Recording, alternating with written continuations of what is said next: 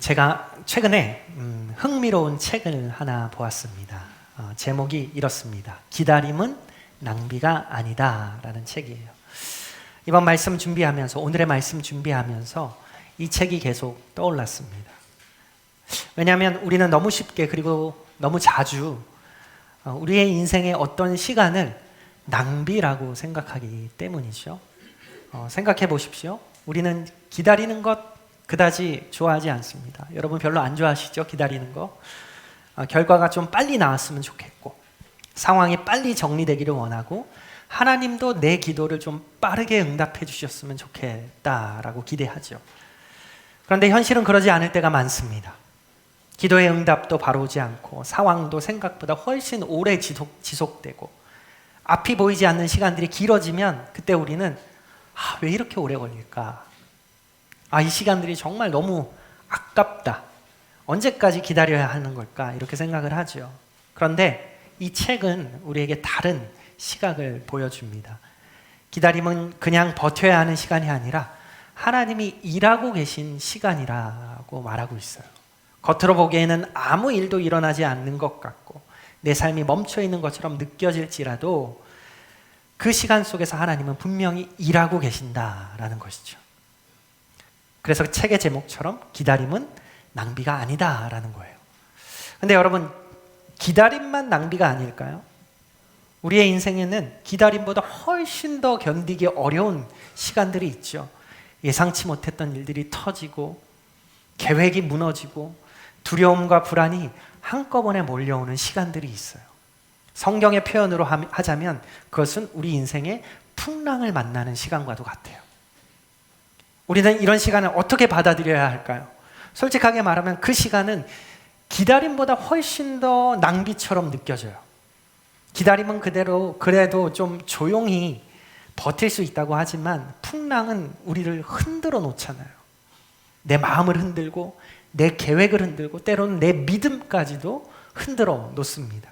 그래서 우리는 풍랑 앞에서 이렇게 말해요. 왜 이런 일을 겪어야 합니까?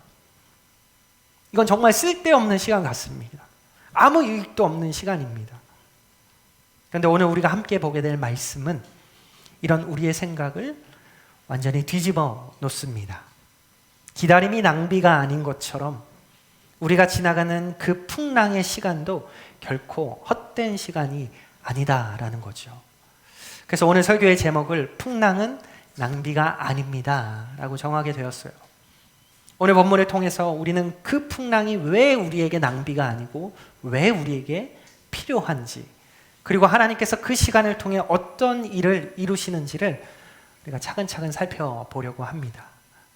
오늘 본문은 예수님의 제자들이 갈릴리 바다를 건너면서 풍랑을 만나게 되는 굉장히 유명한 장면이죠.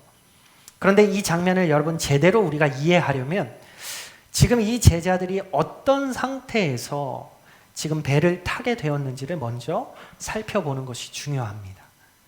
이 제자들은 아무 일도 없는 평범한 하루를 보내다가 갑자기 지금 풍랑을 만난 것이 아닙니다.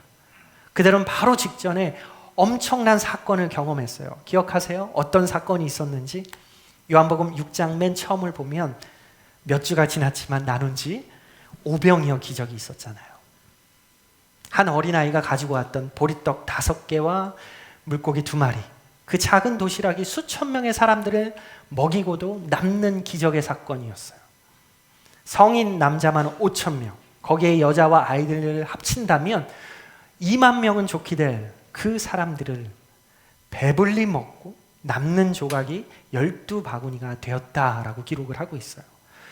여러분, 그 현장을 한번 잠깐 상상해 보세요. 이건 단순히 기적이 일어났다, 놀랍네 정도가 아니죠. 사람들의 폭발적인 반응으로 아마 난리도 아니었을 거예요. 배부르게 먹은 사람들은 그 놀라움과 감격으로 가득 차 있었을 것이고, 그 기적을 직접 나눠줬던 제자들은 더 큰 충격과 흥분 속에 있었을 거예요. 자기 손으로 떡을 집어서 주는데 떡이 없어지지 않아요. 하나 주고 또 주고 계속 나눠주는데 떡이 없어지지 않는 거, 얼마나 신기했을까요? 그 경험이 이 제자들에게 얼마나 강렬했을까요? 그리고 그 자리에 있던 군중들은 이 사건을 단순한 기적으로만 보지 않습니다. 본문을 보면 그들은 이 기적을 보면서 구약의 한 말씀을 떠올려요. 그리고 이렇게 말해요. 14절의 말씀에 우리 같이 한번 읽어볼까요? 시작. 그 사람들이 예수께서 행하신 이 표적을 보고 말하되 이는 참으로 세상에 오실 그 선지자라 하더라. 세상에 오실 그 선지자다. 모세와 같은 선지자가 나타날 것이라는 그 약속을 이 군중들이 떠올려요. 자신들을 구원할 메시아에 대한 기대였죠. 지금까지 이방의 압제 속에서 있었던 그들에게 이 오병이어의 사건은 하나의 신호탄처럼 보이는 거예요. 야, 이분이라면 우리를 이방인의 압제에서 벗어나게 해줄 수 있겠다. 이분이 우리를 이끌어줄 메시아겠다. 물론 그 메시아상이 정치적이고 군사적인 메시아상에 불과했지만 어쨌든 이들은 지금 흥분하고 있어요. 그래서 그들은 예수님을 억지로라도 왕으로 세우려고 했다고 성경은 기록해요. 15절을 보면 그러므로 예수께서 그들이 와서 자기를 억지로 붙들어 임금으로 삼으려는 줄 아시고. 단순한 호기심과 존경의 수준이 아니죠. 지금 집단적인 흥분과 열광의 동아리인 거예요. 지금으로 말하면 사람들이 한 지도자에게 몰려들어서 그를 국가의 리더로, 먹고 살 걱정 안 해도 되는 경제 대통령으로 세우려고 하는 거죠. 그런데 지금 이 모든 상황을 여러분 가장 가까이에서 지켜보고 있는 사람들이 누구예요? 제자들이에요. 제자들. 이들은 무슨 생각을 했을까요? 성경은 그들의 생각을 자세하게 기록하고 있지는 않아요. 그런데 우리는 충분히 상상할 수 있어요. 왜냐하면 이 제자들이 예수님을 따라다니면서 뭐라 그래요? 누가 더 크냐 다투던 사람들이 이 제자들이었죠. 더 좋은 자리 차지하려고 했고 자기들의 미래에 대한 기대가 분명히 있었던 사람들이에요. 그런데 지금 눈앞에서 사람들이 이 예수님을 왕으로 세우려고 하는 거예요. 이때 제자들의 마음이 얼마나 여러분 벅차올랐을지를 생각해 보셔야 돼요. 야, 내가 예수님 따라다니길 너무 잘했다. 이제 뭔가 큰 일을 정말 시작하시는구나. 이분이 왕이 되신다면 야, 나는 어떤 자리에 앉을 수 있을까?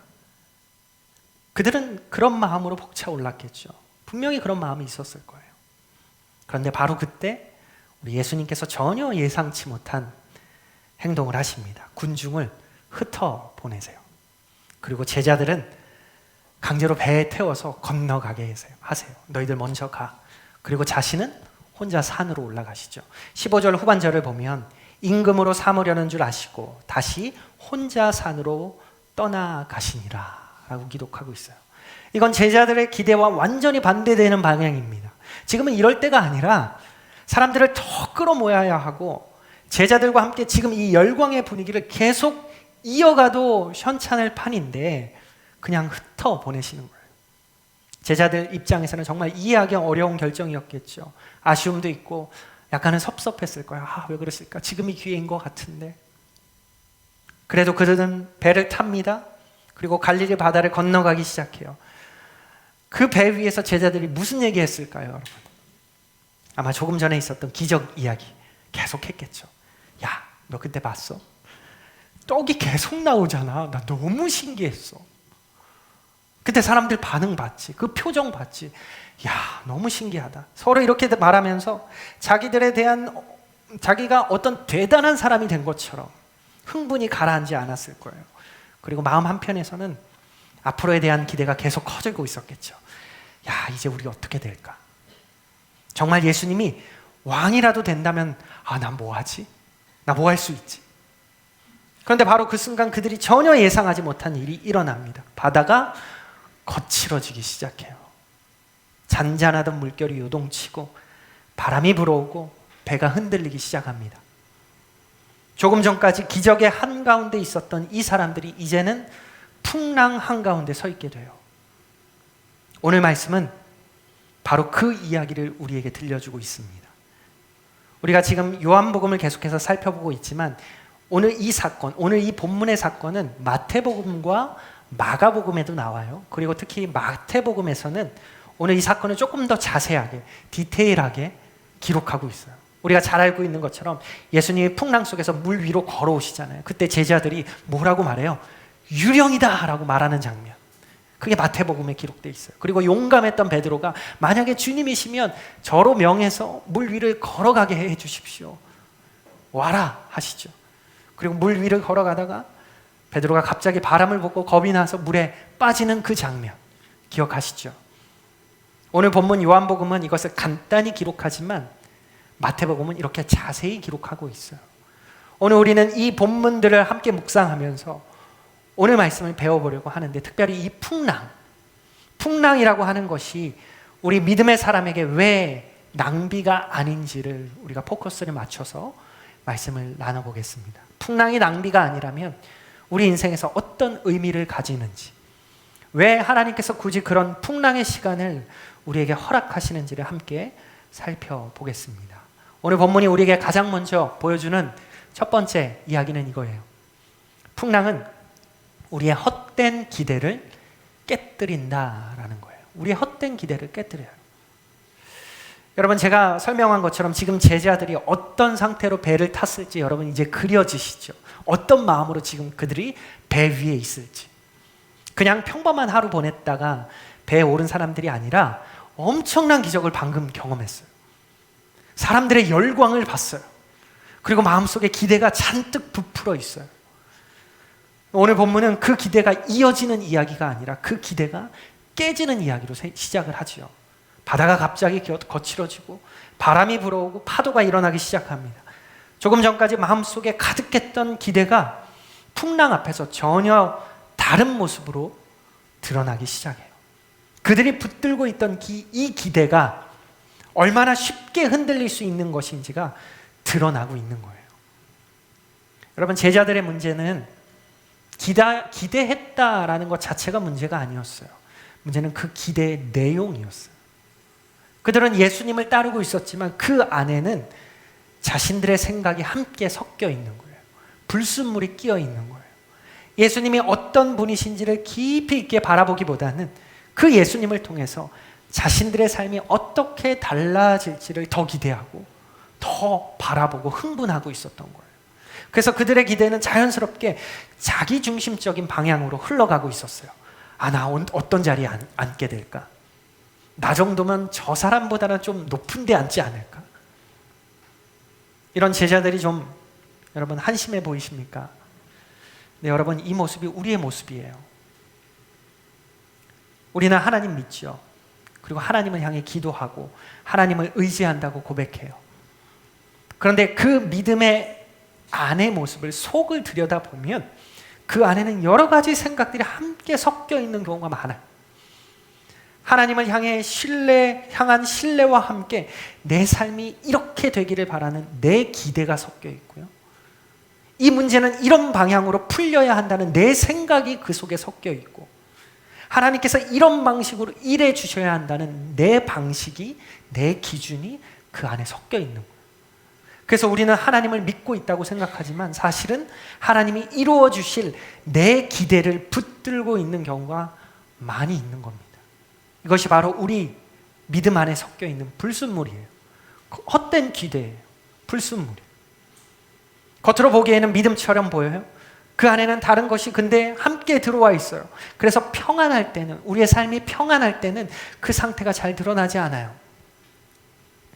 모든 것이 잘 흘러갈 때는 내가 무엇을 붙들고 있는지가 구분하기가 쉽지 않아요. 하지만 풍랑이 시작되면 상황은 달라집니다. 오늘 본문 18절에처럼 큰 바람이 불어 파도가 일어나더라. 이 장면이 시작되는 순간 제자들의 상태가 그대로 드러납니다. 그들은 더 이상 기대를 얘기하지 않아요. 더 이상 미래를 이야기하지 않아요. 그들이 마주한 지금 현실은 이 풍랑 속에서 어떻게 해야 하는가가 문제예요. 그들이 붙들고 있던 그 기대는 이 상황에서 아무런 힘이 되지 못하고 있어요. 아무리 좋은 기대라도 풍랑 앞에서 그들은 그것을 붙들고 버틸 수 없는 거예요. 여러분, 풍랑이 몰아칠 때 비로소 드러나는 것들이 있습니다. 내가 붙들고 있던 것이 얼마나 불안정한 것인지, 얼마나 상황에 내가 의존하고 있었는지, 얼마나 쉽게 흔들릴 수 있는지가 풍랑 속에서 드러나는 거예요. 풍랑이 낭비가 아닌 이유가 바로 이것입니다. 풍랑은 우리 안에 있는 것들을 흔들어서 무엇이 진짜인지 드러나게 만드는 거예요. 우리의 잘못된 기대, 헛된 기대를 깨뜨려서 나도 모르게 깨어있던 그 불순물들을 발견하게 하는 것입니다. 지금 제자들에게도 그 일이 일어나고 있어요. 여러분, 그들은 갈릴리 바다를 누구보다 잘 아는 사람들이잖아요. 그들 중에는 여러 명이 전직 어부예요. 그 바다에서 오랜 시간을 보냈던 사람들이에요. 그들에게는 나름의 경험이 있고 자신감도 있었고, 이 정도면 상황은 감당할 수 있겠다라는 생각도 있었겠죠. 그런데 풍랑이 본격적으로 시작되자 그 모든 것이 무너집니다. 그들이 알고 있던 것도, 그들이 의지하고 있던 것도, 그들이 기대하고 있던 것도 아무런 도움이 되지 않는 상황이에요. 여러분, 이것을 아셔야 돼요. 우리가 붙들고 있는 많은 것들이 실제로는 우리를 지탱해 줄 수 없는 것들이라는 사실이에요. 평소에는 그것들이 괜찮아 보이죠. 그것으로 충분하다고 생각해요. 그러나 풍랑이 오면 그것들이 얼마나 연약한 것인지가 드러납니다. 우리 삶에도 그런 순간들이 찾아와요. 생각했던 방향이 무너지고, 계획했던 일들이 틀어지고, 확신했던 것이 흔들리기 시작할 때가 있어요. 그럴 때 우리는 어떻습니까? 당황하죠. 그리고 왜 이런 일이 일어나는지 이해하기가 어려워요. 그런데 오늘 말씀은 그 상황을 다르게 보게 합니다. 그 시간은 문제의 시간, 낭비의 시간이 아니라 우리 안에 섞여 있던 것들이 드러나는 시간이는 거예요. 내가 무엇을 붙들고 있었는지, 내가 무엇을 기대하고 있었는지, 내가 무엇에 의지하고 있었는지가 드러나는 시간이에요. 그리고 하나님은 그 과정을 통해서 내려놓게 하십니다. 우리가 스스로 내려놓지 않기 때문에 이런 풍랑을 통해서 하나님은 내려놓게 하시는 거예요. 제자들도 마찬가지였어요. 그들이 붙들고 있던 그 기대는 스스로 내려놓기는 어려운 것들이었어요. 너무나 자연스럽고 너무나 당연하고 너무나 매력적인 기대였어요. 그래서 예수님은 그들에게 풍랑 한가운데로 그들을 몰아가십니다. 그리고 그들이 붙들고 있던 것이 더 이상 아무 소용없다라는 그 상황을, 그것을 경험하게 하세요. 그때 비로소 그 기대는 힘을 잃기 시작하죠. 그 헛된 기대가 깨지기 시작해요. 여러분, 기대가 무너지는 자리가 결코 편안한 자리는 아니죠. 두렵고 불안하고 어쩌면 버티기가 힘든 시간일 수 있어요. 하지만 그 자리는 동시에 너무나도 중요한 시간이에요. 왜냐하면 그 자리에서 우리는 비로소 다시 선택할 수 있기 때문이에요. 내가 붙들고 있던 것을 계속해서 붙들고 갈 건지, 아니면 하나님을 붙들 것인지, 내가 생각했던 방향을 계속해서 내가 고집할 것인지, 아니면 하나님이 이끄시는 방향을 따라 갈 것인지, 풍랑은 우리를 그 선택의 자리로 이끄는 거예요. 그래서 풍랑은 단순히 우리를 힘들게 하는 사건이 아닙니다. 우리의 삶을 방해하는 장애물만도 아니고 절대 낭비의 시간이 여러분 아니에요. 오히려 우리 안에 섞여 있던 불순물들을 드러내고 그것들을 내려놓게 하고 헛된 기대를 버리고 진짜 붙들어야 할 것을 붙들게 만드는 과정입니다. 그렇기 때문에 우리는 이 풍랑의 시간을 그저 견뎌야지, 견디면 되겠지, 견디는 시간으로만 보내지 않아야 돼요. 그 시간을 통해서 하나님이 무엇을 하고 계신지를 볼 수 있어야 되는 것이죠. 내 안에 무엇이 드러나고 있는지, 내가 붙들고 있던 헛된 기대는 무엇이었는지, 지금 하나님이 무엇을 내려놓게 하시는지를 깊이 돌아볼 수 있어야 합니다. 그리고 그 자리에서 다시 결단해야 되는 거예요. 내 기대를 붙드는 것이 아니라 하나님을 붙드는 선택을 해야 되고, 내가 원하는 방향을 고집하는 것이 아니라 하나님이 인도하시는 길을 따라 선택해야 하는 것이죠. 그 선택이 시작될 때 풍랑은 더 이상 혼란의 시간이 아니라 우리의 믿음이 정리되는 시간이 될 수 있어요. 여러분, 풍랑은 결코 낭비가 아닙니다. 하나님께서 우리의 헛된 기대, 불순물들을 깨뜨리시는 아주 중요한 시간입니다. 그 다음 오늘 본문이 우리에게 보여주는 두 번째 모습은 이것인데요. 풍랑은 우리의 믿음을 강하게 한다라는 거예요. 여러분, 풍랑이 우리의 헛된 기대를 깨뜨렸어요. 우리 기대를 깨뜨렸다면 그 다음에는 무슨 일이 일어날까요? 그 자리에 비로소 진짜 믿음이 세워지기 시작하는 거예요. 하나님은 단순히 우리를 깨뜨리시고 무너뜨리기 위해서 풍랑을 허락하시는 것이 아니라 무너진 그 자리에 새로운 것을 세우시기 위해서 풍랑을 사용하시는 거예요. 오늘 본문을 다시 보면 18절에 큰 바람이 불어 파도가 일어나더라 라고 말하죠. 이 짧은 한 문장이지만 이 안에는 제자들의 모든 상황이 담겨 있어요. 바람이 불기 시작했고 파도가 일어나기 시작했어요. 그들이 타고 있던 배는 더 이상 안전한 공간이 아니에요. 그리고 19절의 전반절을 보면 이렇게 이어집니다. 제자들이 노를 저어 10여리쯤 가다가, 이 제자들이 가만히 있었던 게 아니죠. 정말 열심히 죽을 힘을 다해서 노를 저어요. 여러분, 이 말이 무엇입니까? 그들은 자신이 할 수 있는 것들을 지금 다 해보고 있어요. 최선을 다해서. 여러분, 그들 중에 어부 출신들도 있다고 그랬어요. 이 갈릴리 바다를 누구보다 잘 아는 사람이에요. 바람의 방향도 알고 물결의 흐름도 알고 배를 다루는 법도 잘 알아요. 그래서 처음에는 이렇게 생각했을지도 몰라요. 이 정도는 우리가 감당할 수 있다. 할 수 있지. 해보자. 그런데 시간이 지나도 상황이 나아지지 않죠. 노를 저어도 도저히 앞으로 가지가 않아요.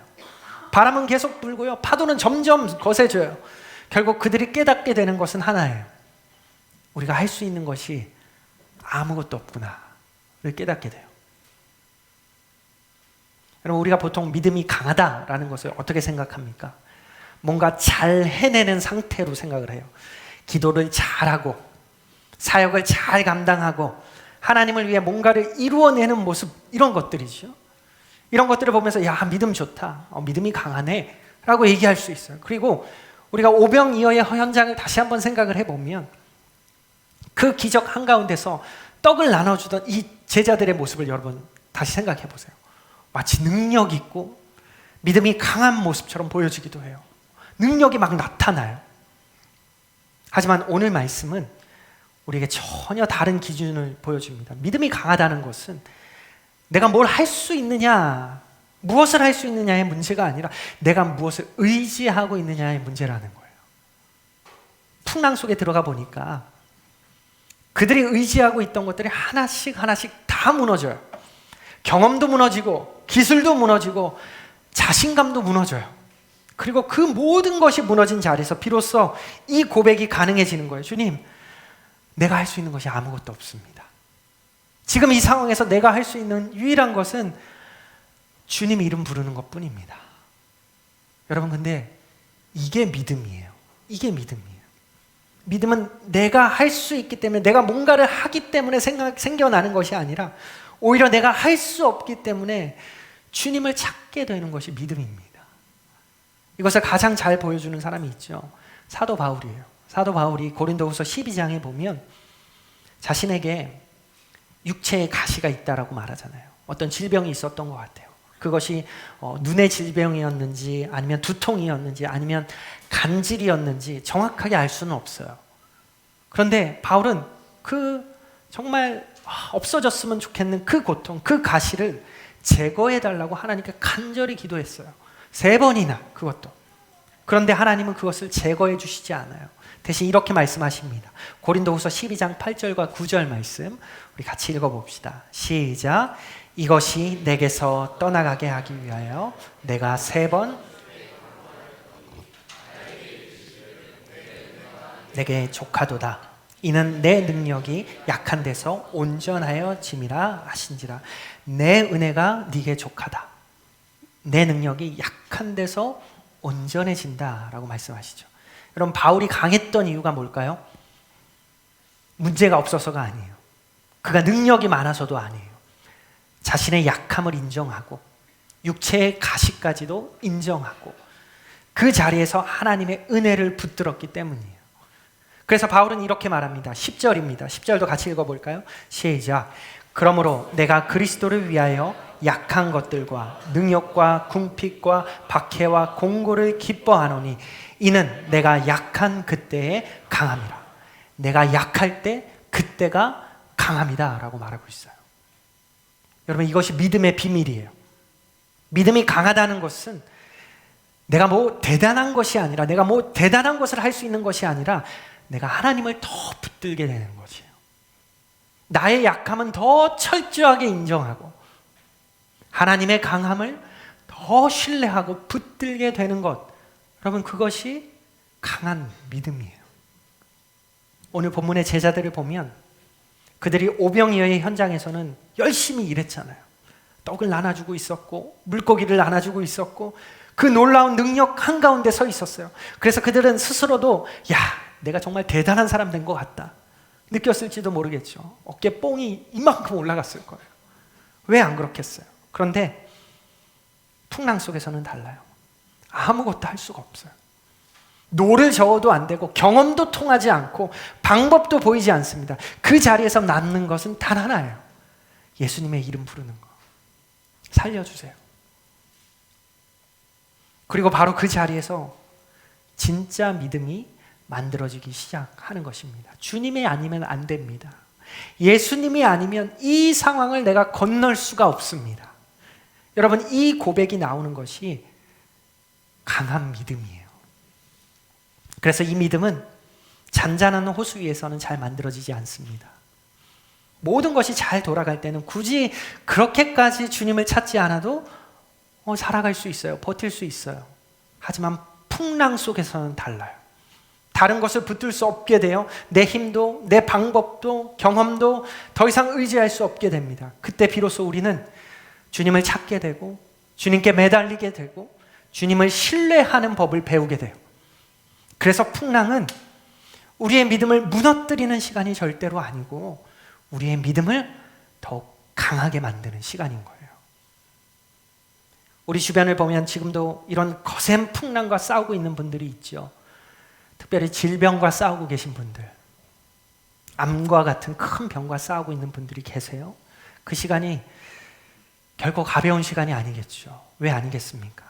앞이 보이지 않는 불안과 싸워야 하는 엄청난 시간들이겠죠.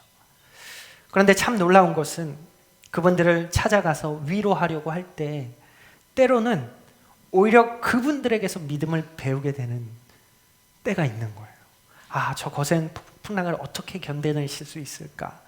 어떤 말씀으로 위로를 해드려야 될까? 하고 그분을 만났을 때 오히려 그분들이 믿음으로 충만해져 있는 모습을 우리가 보곤 하잖아요. 그 믿음은 어디서 훈련되고 어디서 강하게 만들어지는 것입니까? 여러분, 우리의 삶에도 풍랑이 찾아와요. 아무것도 할 수 없는 상황, 버틸 힘조차 시간 없는 그런 시간들을 우리가 만나게 돼요. 그런데 그 시간은 우리의 진짜 믿음이 시작되고 있는 순간일 수 있는 거예요. 그렇다면 우리가 정말 구해야 할 믿음은 무엇일까요?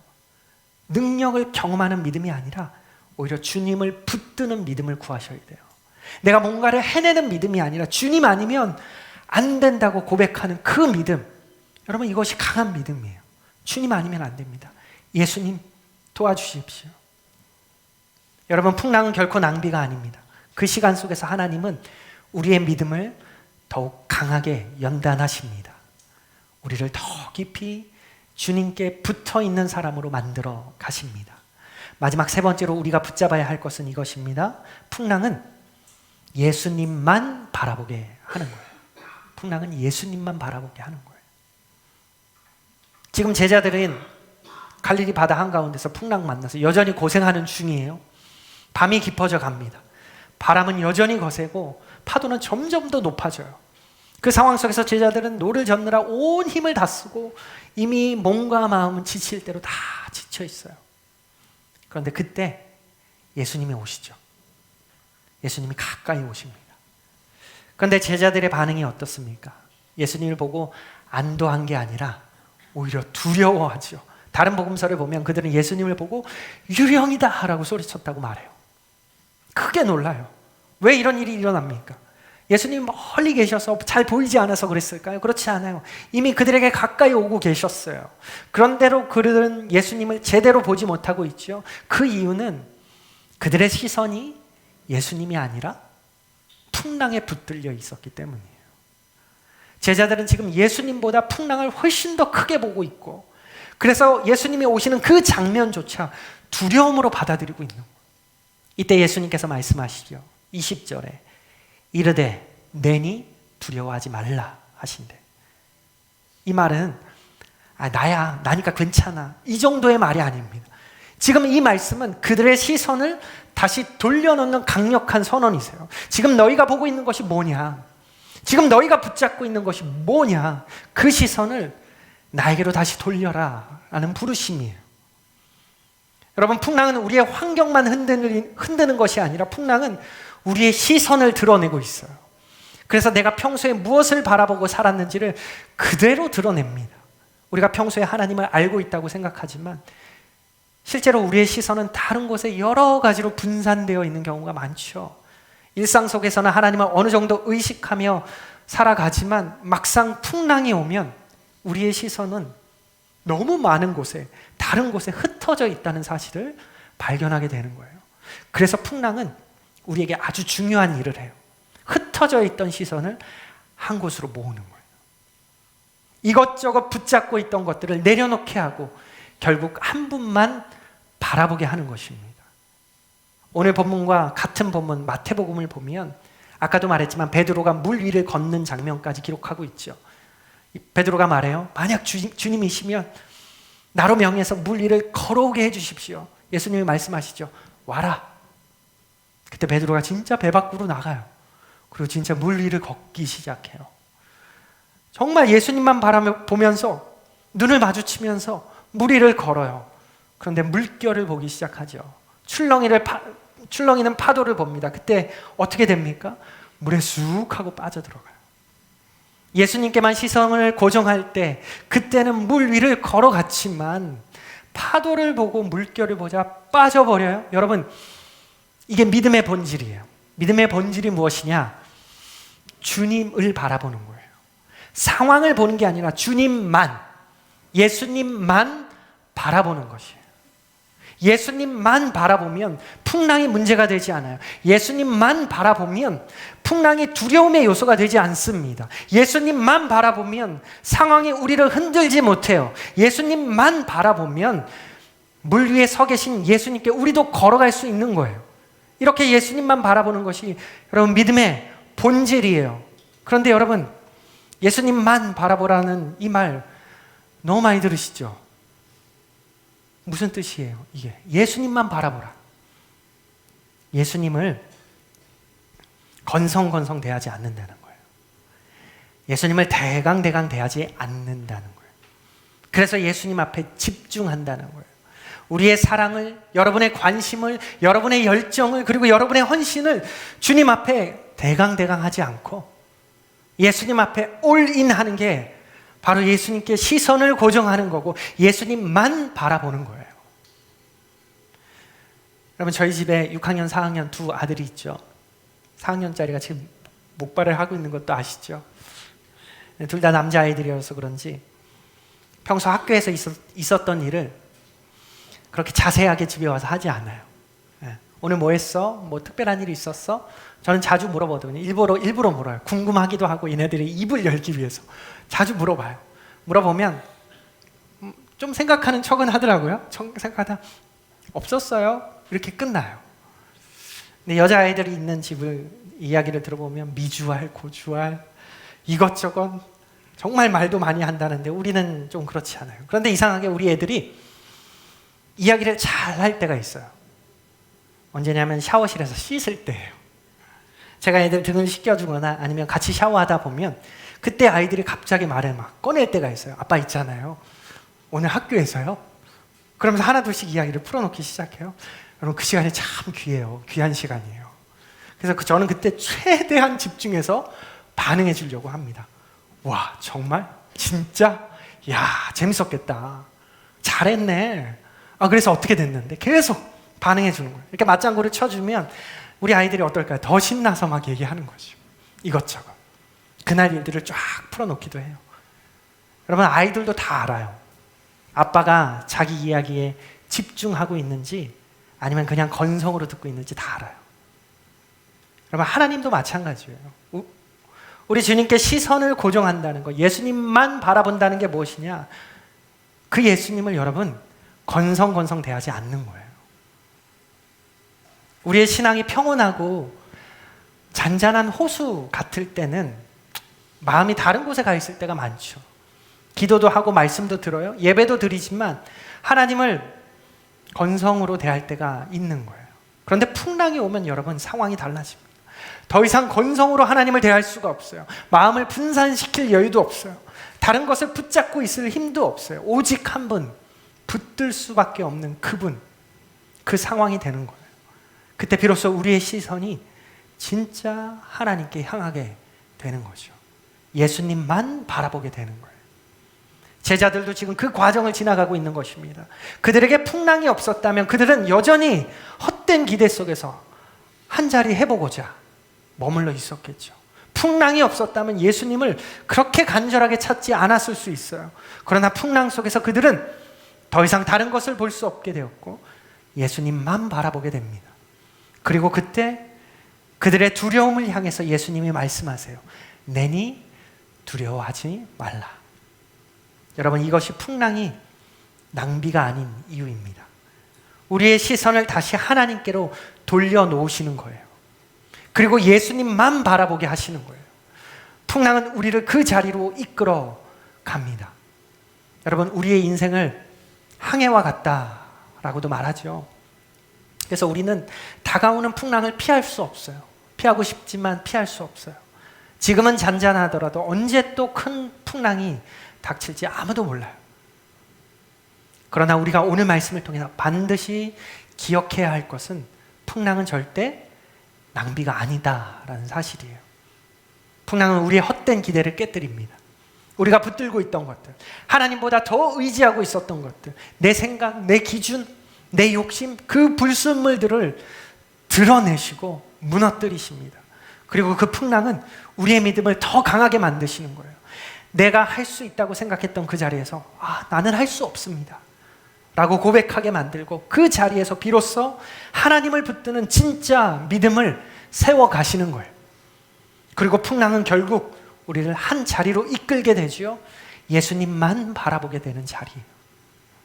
흩어져 있던 우리의 시선을 모으고 나뉘어져 있던 마음을 정리하고 건성으로 대하던 신앙을 깨뜨리고 오직 예수님만 붙들게 만드는 자리로 우리를 데려가시는 거예요. 그래서 풍랑은 우리의 인생을 망하게 하고 허비하게 만드는 시간이 아니라 우리를 하나님께로 더 깊이 데려가는 시간이 되는 것입니다. 오늘 본문 21절을 마지막으로 함께 읽어볼 텐데요. 읽어볼까요? 시작. 이에 기뻐서 배로 영접하니. 여러분, 이 장면이 정말 놀랍지 않으세요? 제자들이 그렇게 고생하고 그렇게 애쓰고 그렇게 두려워하면서 버티고 있었는데 예수님을 배로 영접하는 순간 그 배가 어떻게 돼요? 곧바로 목적지에 도착하게 돼요. 여러분, 이게 우리에게 보여주는 게 뭘까요? 우리가 인생의 풍랑을 건널 수 있는 그 힘은 내가 얼마나 잘 버티고 얼마나 더 노력하느냐가 아니라 내 안에 누구를 모시고 있느냐에 달려있는 거예요. 예수님이 우리 인생이라는 배에 함께 계시면 그 풍랑은 더 이상 우리를 무너뜨릴 수 없어요. 여러분, 혹시 지금 풍랑 가운데 있는 분들이 계십니까? 힘들어하고 흔들리고 계시는 분들 계십니까? 상황이 흔들리고 마음이 흔들리고 앞이 보이지 않는 시간들을 지나고 있는 분들이 혹시 계십니까? 그렇다면 오늘 이 말씀을 꽉 붙잡으셔야 돼요. 지금 그 시간은 낭비의 시간이 아니에요. 하나님이 그 시간을 통해서 분명히 일하고 계세요. 그리고 지금 이 순간에도 예수님은 우리를 향해 오고 계세요. 그리고 우리에게 말씀하세요. 내니 두려워하지 말라. 여러분, 이 음성을 붙잡으세요. 그리고 우리의 시선을 다시 주님께로 돌립시다. 건성 대강이 아니에요. 정말로 예수님을 주목하고 예수님만 바라봅시다. 그럴 때 풍랑은 더 이상 두려움의 시간이 아니라 하나님을 깊이 경험하는 시간이 될 것입니다. 그래서 우리 모두가 내 인생의 풍랑이 낭비가 아니었다고 고백하는 그런 은혜가 있기를 주님의 이름으로 축복하고 소망합니다. 우리 시간 잠시 결단하며 기도하기 원합니다. 오늘 들은 말씀은 여러분 잠시 기억하십시오. 그리고 내 삶 가운데 있는 풍랑을 떠올려 보십시오. 그 시간을 낭비라고 여겼던 마음이 있다면 이 시간 내려놓고 그 풍랑 속에서도 일하시는 그 하나님을 신뢰하는 믿음으로 나아가기를 원합니다. 내 안에 있는 헛된 기대 내려놓고 내 힘이 아니라 주님을 의지하는 믿음 구하고 흩어졌던 시선을 거두어서 예수님만 바라보겠다는 그 결단으로 이제 함께 잠시 기도하겠습니다.